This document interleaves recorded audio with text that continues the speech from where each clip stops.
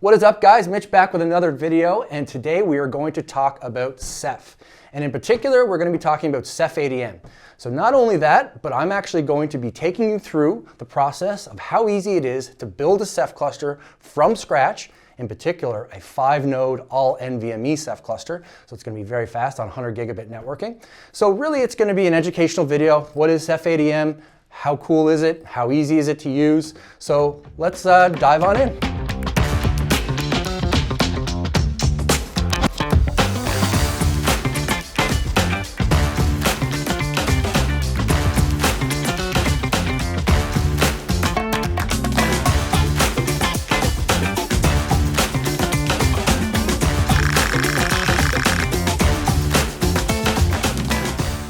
So 45 drives, a little late to the party, but not for any other reason than it's what we wanted. So we've been adamant for many years now that bare metal Ceph is the way to go. And so we've kind of maintained our Ansible deployment alongside our tool called Ceph Deploy. It is a UI, it's not the original Ceph Deploy, mind you. And that's how we've built our Ceph clusters for a very long time. But with everything, things change, and so we're at the point now where we are actually ready to give CephADM a good run and actually fully support it from our side as well. So what is CephADM? Well, CephADM is the latest orchestrator in a long line of Ceph orchestrators. 45 drives specifically, we have used Ceph Ansible, our own fork of Ceph Ansible, for quite some time. And at one point about a few years ago, we decided, you know, Ansible is amazing. It's a fantastic way to build a Ceph cluster, but not everyone knows how to use Ansible. So what we did was we built a really cool wrapper, a UI wrapper inside of our Houston UI called 45 drive Ceph Deploy. And it still used Ceph Ansible under the hood, but it allowed us to very easily build a Ceph cluster where you would just fill in the variables, the necessary variables for the Ceph cluster, and then it would go ahead and it would run the playbooks under the hood. So still think it's a fantastic way to build Ceph. But as more and more development time goes along, we can see the writing on the wall. CephADM really is the way that everyone is going. And so we decided we are now officially going to start supporting CephADM. We still have, of course, our Ansible deployments, and that's not going away, but it will be something we support. And so CephADM, particularly what's very different about the other ways that we've done orchestration in the past, is it uses containerized Ceph. And so what that means is every daemon within the Ceph cluster, the OSDs, the monitors, the managers, Prometheus, Alert Manager, Grafana, even your Samba daemons are all containerized inside of either Podman or Docker. So we use Podman, and that is what we are going to be showing off today. So with all that stage set, and now we know what CephADM is, what we're going to do is we're going to build our own Ceph cluster from scratch. We're going to bootstrap a Ceph cluster here today, and then we are going to build out a 5-node Ceph cluster, all based on our F16 Stornado, which is our fastest servers to date. It uses 15 mil SSDs, NVMe SSDs, and it has 16 of them, all with 4 PCI Express lanes per NVMe. So very, very fast servers. We're going to start with 5 today. We're going to build this out, and then in a later video, I'm going to show you how easy it is to expand a Ceph cluster. We're going to add a 6th one in and just see how easy it is to rebalance the cluster and just how simple they make it these days. So without further ado, let's dive on in and let's build our own Ceph cluster. All right, guys, so here we are. I've got my screen cap here ready, so we're going to go back and forth. You're going to be seeing my face. You can see a little bit of the screen. So we've got my little notepad here, so I keep on track. What is CephADM? We've already covered that. Let's build a CephADM cluster. So the first thing we're going to do is we're going to SSH into my node 1. So let's do that.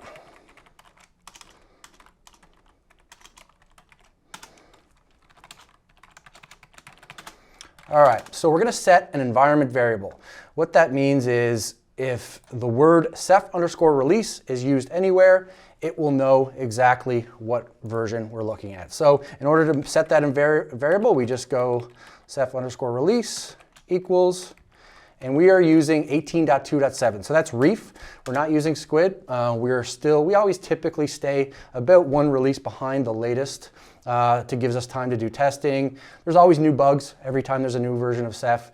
That's just comes with the territory. And so typically our stable release is 1 prior to the latest. So 18.2.7, great release. And so the next thing we're going to do is we are going to pull down a standalone version of CephADM, and that's going to let us do a lot of cool things before we actually install it with an RPM. So we've got a little command here. Let me pull it up. So what we're going to do is we're going to curl down the file from download.ceph.com, and you can see RPM, and there's that environment variable, the Ceph release. EL9, we're using Rocky 9. And we're going to pull down the file CephADM. So let me do that. We're going to paste it in. All right, so if we ls here, there's CephADM. So I'm going to make it executable. All right, so now if I do /CephADM, I should get no specified command. Perfect. Okay, so now that we have a standalone CephADM on our system, we can actually use this to add the actual Ceph repo to the server, and that's what we're going to do next. So we'll do a /CephADM, add repo. We want our version, 18.2.7, and let's do that right now, and I'll show you what it generates. So it's also going to enable the EPEL release, so the extra packages release. So we can see that it's writing to the repo, it's enabling EPEL. So what that just did for us, if we take a look at etc yum.repos.d, there's a ceph.repo file that just created, and we can see that it generated the Ceph, Ceph no arch, and Ceph source RPMs, and we can see its URL for each of these, and it is using 18.2.7 just like we told it to. Okay, so now that we have the repo, we can actually go ahead and install the actual binary rather than the standalone CephADM where we have to use /. It's actually going to go into our binary directory. So alongside installing that, we're also going to install Ceph Common. So like I said, CephADM is a containerized version of Ceph. So what's really interesting about that is you can have a Ceph cluster on your 5 nodes and not have any Ceph packages actually on the host. But that can be a little annoying, especially if you don't have CephADM at least on the host, because you can't even get into the Ceph shell.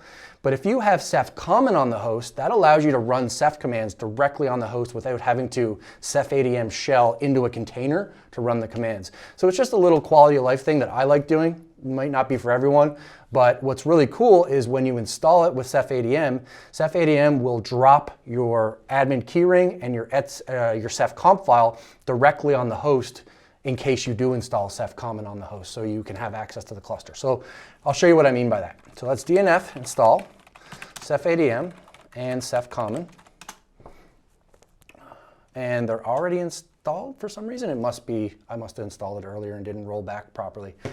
My bad, but it would normally install these packages. So now if I go which CephADM, it's not going to be pointing to the one locally in this directory, right? The one right there. It's pointing to the one in user sbin. So it's using the actual binary. Okay, so we installed that. So we're ready to go. We also have Ceph packages installed. So if I ran the Ceph command, it's not going to work, but it is going to know about the Ceph command because we have Ceph Common installed on the host itself. And we'll show the difference in that when I go on to one of the other hosts that doesn't have it installed. All right, so now that we have Ceph installed, we're going to bootstrap our very first cluster. So this Ceph cluster has a 1 gigabit 192 IP address that we're in right now, we are SSHing in through, but it also has a LACP 100 gigabit, so 200 gigabits of bandwidth bond as well. And that's going to be our Ceph network. And that network is completely standalone. I don't even have access to that network unless I tunnel through this host. And we're going to show some really cool ways of how I can still get to the dashboard from this host, even though this host has no route at all to that 10 network. So I'm going to show you a little bit about SSH tunnels. All right, so let's go ahead and let's bootstrap this Ceph cluster with the Ceph bootstrap command. And we're going to choose our monitor IP for this host. As I said, we have a 100 gigabit LACP network on here, and that's the 10.10.10 network. So we're going to choose 10.10.10.1 for the monitor IP of this host. All right, so let's go ahead and bootstrap this cluster. So it is going ahead now, and it is creating the Ceph cluster. It is pulling down the containers. So you're going to see it's going to pull down the monitor container, a manager container. It's going to pull down Prometheus, alert manager, Grafana. And that's everything it's doing now. So right now we can see it's waiting for the manager to be available. And so we'll wait a few seconds here for our very own Ceph cluster to be built. One eternity later. All right, so we're still going here, but we can see it's going through, it's generating SSH key, it's adding the key to the local host, deploying the monitor, the manager. The other one that I didn't mention is the Ceph exporter. So that one's actually going to scrape all of the Ceph metrics specifically, or it's not going to scrape them, it's going to gather them for Prometheus to come by and scrape. So this is actually a new thing in Ceph. So at one point, the Ceph manager actually used to be responsible for doing all that, gathering up all the Ceph metrics, like the OSD metrics, all of the I/O of the cluster, everything that's happening. But what we were finding was, especially in very big clusters, the managers were getting really bogged down and weren't able to function properly. And the manager is responsible for a lot of things, like the dashboard, the output of Ceph-S, all these things. And so we were getting all these really weird errors and issues. So what the Ceph team decided to do was to separate that from the manager. So now we have this thing called the Ceph exporter, which does just that part, and the manager still does the dashboard and some other things as well. So here we go. We now have a Ceph cluster built, and we can see here it says the Ceph dashboard is now available at LabADM 18443. It has a username and password. We're going to change that password because it's the one that gets created by default. And if we do a Ceph-S, which we can do because we have Ceph Common installed, we can see we have a one-node Ceph cluster. Not a very healthy Ceph cluster, no OSDs in it, no pools, nothing created. But that's how CephADM works. It bootstraps that one node cluster, and then you build out from there. And so that's where we're at right now. We can see one daemon, one quorum, or one monitor in quorum by itself. We have one manager, no OSDs, and we're ready to rock. Okay, so I told you that this 10-10-10 network is a network that this host, this Windows desktop, has no access to. It cannot route to it. So let's go ahead and create a nice little SSH tunnel into it so we can access it. So this is a little TCP listener trick that you can do. So we can see here, I'll give you the full command and then I'll explain what it's doing. All right, so we'll make up a new one here. So we can see SSH-L. We're using 8443, which is the Ceph dashboard port. 10.10.10.1, which is the IP that we don't have access to. That's internal port and external port. So we want 8443. We want to match it on both sides. We also want to match it on both sides for Prometheus, and we also want to match it both sides for Grafana. And we want to tunnel all of this through our SSH tunnel into the 192.168.85.1 IP. So if we do this and then go put our password in, now what we can do is we can come here, we can go HTTPS localhost 8443, and we'll be able to access the Ceph dashboard. Okay, so maybe there must be some, oh no, there we go. All right, so there we go. So we can see by tunneling through anything on the 8443 port, it's going to tunnel through that SSH connection. So we can see that we now have access into our Ceph dashboard. All right, so let's go ahead and let's put the username and password in that it gave us. And from here, we're going to have to change that password, of course. It's going to request a change password. So let's do that. And I'm just going to use our regular old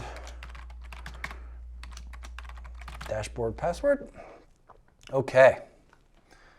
And now we log in. And here we go. We are now at the Ceph dashboard. Now what's really cool about CephADM, something that you could not do before CephADM, is we can now build the entire rest of the cluster through the dashboard. You may not want to do that if you know things about spec files and you're more familiar with CephADM. But for a video, it makes it really cool because we can actually show some visuals of building the dashboard or building the Ceph cluster through the dashboard. So now before I go ahead and start adding additional nodes into this cluster, so if we click expand cluster, we can see here we have LabADM1 and that's it. So what I have to do is I have to actually copy some the Ceph SSH public key over to the other hosts that I actually want to bring into this cluster. So let's go ahead and do that right now. I can actually do a nice little loop. 2, 3, 4, 5, do LabADM $i. Done. So what this is doing is doing a SSH copy ID of the etc ceph ceph.pub to all of the other hosts that we want to add into this cluster. And that was just a loop, so I don't have to do it 4 times in a row. No, is node 4 up? There we go. Okay. Looks good, looks good.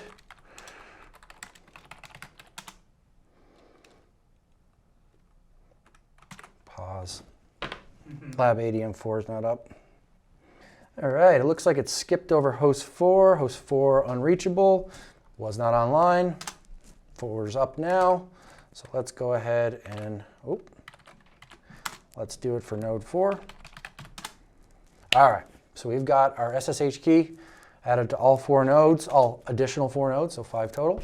So now let's head on back to our dashboard and let's start adding hosts to this cluster, and then we'll start adding services and OSDs. So host name, CephADM2 we'll start with. And this one is 10.10.10.2. And this is where we can start adding labels. And this will define when you want to start adding services.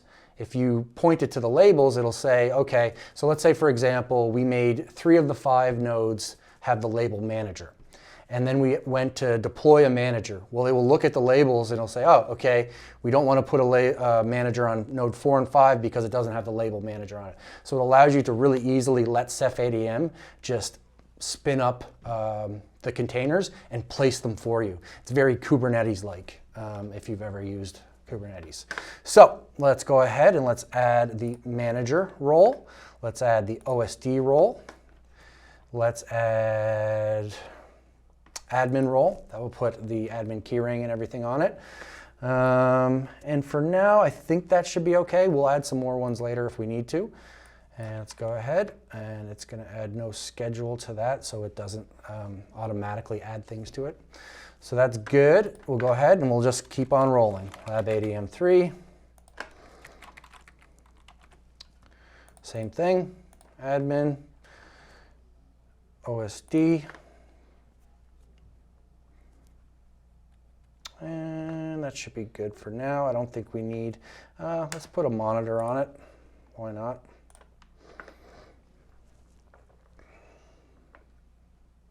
Okay, we'll go again, node 4. Okay, admin, OSD. Let's go 3 monitors.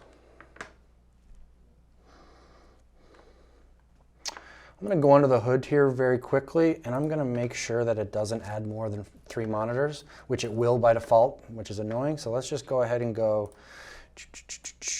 Ceph orc, apply, mon, -- placement, 3. So that's going to tell Ceph not to add more than 3 monitors.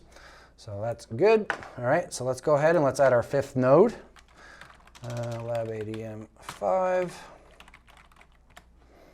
And let's go ahead, admin, and OSD. Okay, so that's going to go ahead and add these through. It'll take a few more seconds. We can see we've got 1, 2, and 3, and 4 ready to go. So CephADM1 has the admin label, 2 has manager OSD, 3 has monitor OSD, 4 has monitor OSD, and 5 has admin OSD. So once 5 shows up here, we'll head on to the next step. All right, so we've got our 5 nodes added. Let's go ahead and let's start adding our OSDs into this cluster. So we can see that it's saying there's no devices, but that is just untrue. So let's go ahead, advanced, and let's add some primary devices, and it's still not liking it. So let's go ahead and refresh this. I just wiped the disks, so it probably just hasn't registered that I did it yet. So let's go ahead and try that again. And there we go. Now we can see it. All right, so there is a buttload of drives here. So let's go ahead and add hostname, any, and let's go type SSD. And we can see that we have 80 devices. So that's 16 times 5. So we have 80 NVMEs in this thing. Let's go ahead and click add.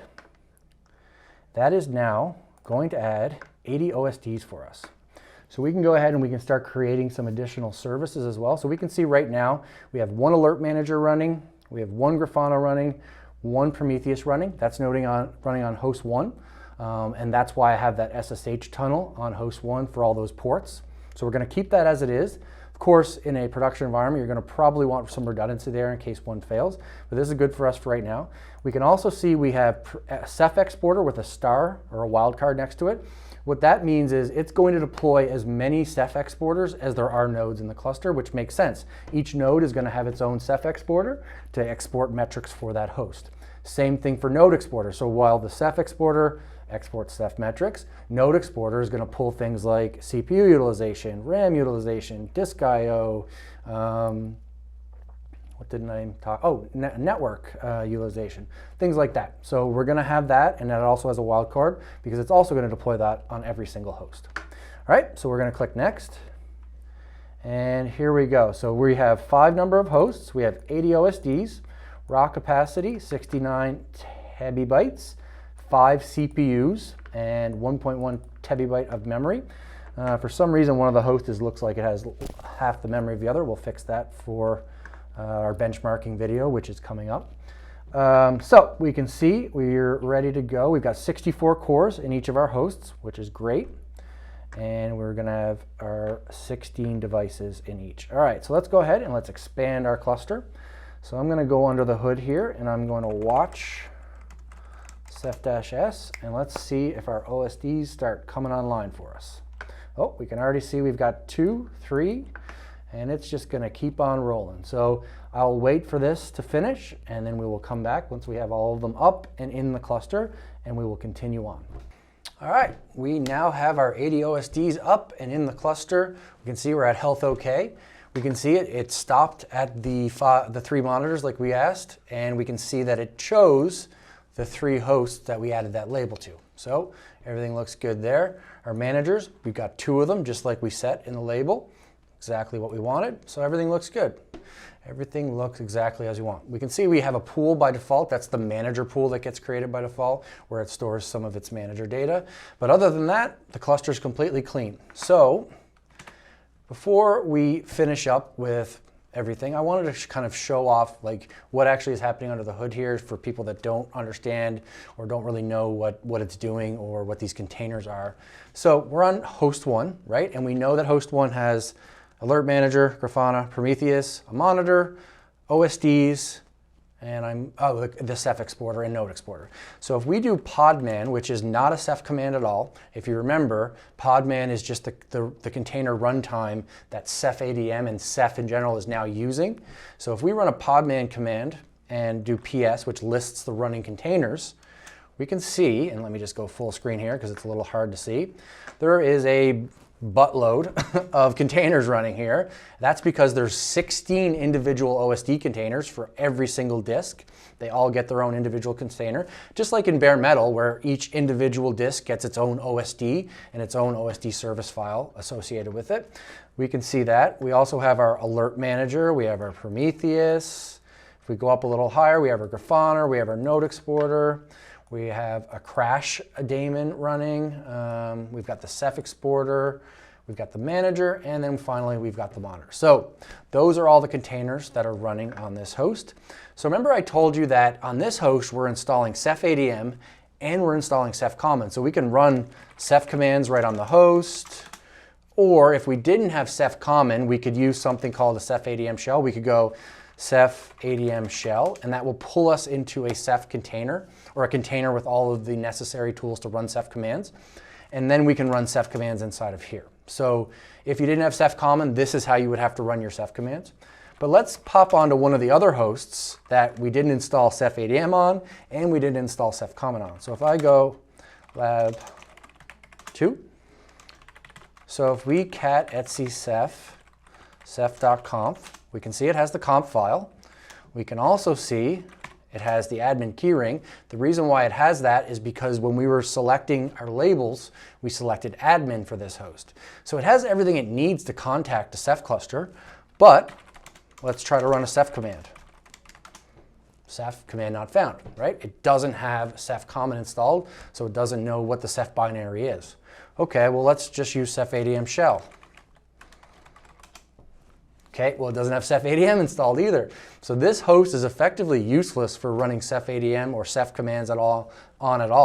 How does it still run all the Ceph binaries and actually be a part of the Ceph cluster? Well, again, because it's running these containers for all of the services that it needs. Now we could exec into one of these containers and run some Ceph commands in there if the container had the Ceph binary. But this is just to show you how this is so different from traditional bare metal Ceph, where it's all running right on the host. This is all being compartmentalized. It's all still using the host's kernel, but they're all individual. You can think of them as little virtual machines that share the kernel of the host. Okay, so well, what if we wanted to be able to run Ceph commands on this host? Well, we could go and watch this. This is funny. So we could go and say, oh, well, I want to install Ceph common. But it can't find Ceph common because we didn't use CephADM to add that repository, the ceph.repo file in etc yum.repos.de. So it starts to get a little bit hard, right? So, okay, well, how would we be able to get Ceph common installed on this other host to be able to run Ceph commands? Well, the easiest way that I can think of is I would exit this host. I would scp etc yum.repos.de ceph.repo over to that host. So I would go labadm2 etc yum.repos.de. So it now copied over that repository onto labadm2. So I'll go back into labadm2. And now I will do a DNF install Ceph common. So it's going to go through, it's going to refresh because it has a new repo. Okay, now it found the packages. Now it's going to pull everything down. And what's cool is we don't have to add the comp file, we don't have to add the keyring. CephADM already did that, or Node 1 effectively did it. So what it's doing under the hood is it's SCPing those files over to the other hosts. All right, so we've got that installed, so we don't have to do anything else now. So now we can actually go ahead and run Ceph commands from this host just as normal, which is really cool. We could even mount RBDs onto this host or mount CephFS on this host because we now have the proper binaries that we need. Okay, so I just wanted to kind of show that off to kind of make people understand a little bit better about what's happening under the hood there. All right, so what's left? Well, we have a working Ceph cluster. We can come in here. We can see all of our hosts. We can see everything's working. The next thing you would do, well, in this case, if we wanted to build a file system, we would come in, go to File Systems. We would create a new file system, name it whatever you want, placement. Let's go label, and then we could say this is going to dictate where your metadata servers are going to go. So in a production cluster, I would not recommend deploying the metadata servers on the same hosts as the OSDs. And later on, when we do our performance testing, we're going to do it properly. But yeah, so you can go ahead, you can add your file system and keep going. But I think we're going to leave it there because the cluster's built, everything's working. We could create a new pool. Let's just go ahead and create a new pool for RBD. Let's say if we wanted to create some block devices. So let's go ahead and click RBD. We'll use a replicated pool type because if you're doing block devices, especially for boot drives, you're going to want the lower latency and the better performance there. We're not going to use autoscale, not a fan of it. So we have to choose our placement groups. So good rule of thumb is we have 80 OSDs. We're going to want at least a few PGs per OSD to get the full performance out of that pool, especially on NVMe.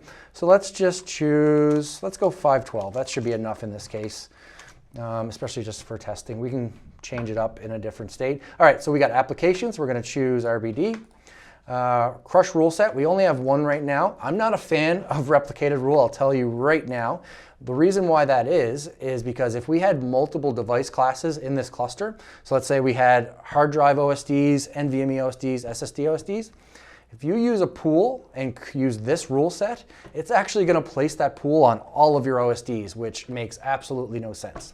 So what I would do is I would create, it's okay if you only have one device class, but if you're planning on having multiple types of storage, definitely create a rule for each of them. So let's go ahead and call this one NVMe. And we're going to go failure type host. And, oh, actually, so these defaulted to SSD because they're not showing up as NVMEs. Actually, that's a cool little thing I'll show you. But let's just go ahead. We'll call this crush rule SSD rule. And we're going to use a host level failure domain, which means no more than one copy is going to go on each host. We're going to use the default root, and we use our device class. Okay, perfect. So now let's create our pool. We're not going to set any quotas. We don't need compression on for this. Boom. Our pool will now create for us with our PGs that we set.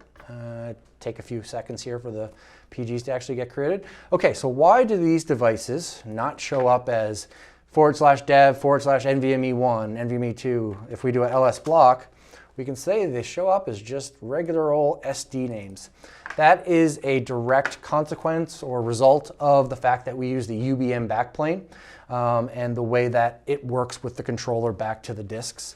So yeah, it's just a kind of something that comes out of the way that we do our backplanes and our HBAs. So pretty cool. But if you wanted to set your device class to NVMe, very trivial to go ahead and actually change it from SSD to NVMe. But yeah, okay. So for some reason this is stuck at 1 PG. Let's go ahead and fix that. There we go. So we'll edit that pool. We'll let our PGs fill up. While it updates, there we go. So we're up to 128, 129, and so on and so forth. So what's coming up? What's next for this series? Well, we've got a few really cool videos lined up. We've built the cluster now with 5 nodes. So the next step is to set in some best practices, and I'm actually going to show those off. So I'm going to show off how we tune our Mellanox NICs to get as low latency as possible on a 100 gigabit network using Mellanox Tune, which is an actual tool, by updating our buffers, changing some tunings on the buffers, setting the MTU size, really all the things that we do to tune the network side. Then we take a look at our IRQ balance daemon that we disable because we're going to do some affinity mapping to our network ports to make sure that those network buffers are always staying empty and always getting work pulled from them, so we never have to have dropped packets, which again is going to increase latency. So we're going to go into the tuning of the network side. I'm going to go into the tuning of the system a little bit, like disabling sleep states on the CPU, making sure that the CPU is ready for work at all times. Once we show that off, then I'm going to do some performance benchmarks. We're going to benchmark our 5-node NVMe F16 Ceph cluster. We'll get a baseline number for how performant it is in file system and block. And maybe we'll throw an object. Leave a comment if you want object as well. And then from there, we are going to go to the next video where we're going to expand the Ceph cluster. I'm going to show off just how easy it is to expand a Ceph cluster to a 6th node and how quickly the Ceph cluster can rebalance and get everything back to normal. And then 4th video in the series is going to be how much additional performance do we get by adding that 6th node. We have our baseline numbers with the 5 nodes. What happens when we add a 6th node? Do we get 100% of the performance of that 6th node? Does it scale linearly as we would expect? Or is there less than linear scaling? Is it only 20%? So that's going to be a really interesting, cool video. And I hope you guys stay on board for this whole series. We're hoping to get them out really quickly by the end of the summer for all 4 of them at least. So I'm going to be working diligently to get through all this. So yeah, that's essentially what's coming up in this series of videos. So I hope you guys stay tuned for the whole thing. It was really fun doing this, and leave some comments if you have any questions or anything you'd like to see in these upcoming videos. Thanks for watching, guys. See you later.